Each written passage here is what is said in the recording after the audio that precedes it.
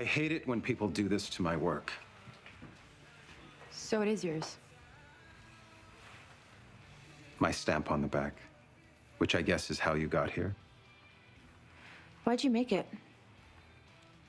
Didn't your friend tell you? No, she didn't. She's dead. So, how did you guys meet? Well, I put an ad on the internet. I was looking for a model. I needed a Joan of Arc. Someone young and beautiful and a warrior. Your friend was perfect. So you used her for Joan of Arc. What about the mask? You would make a great Medusa. Thank you. I've got a client who would love you as Medusa. I could do it where the snakes actually move. Okay, you were telling us about our friend. How many of those masks did you make? Suppose we do a little barter.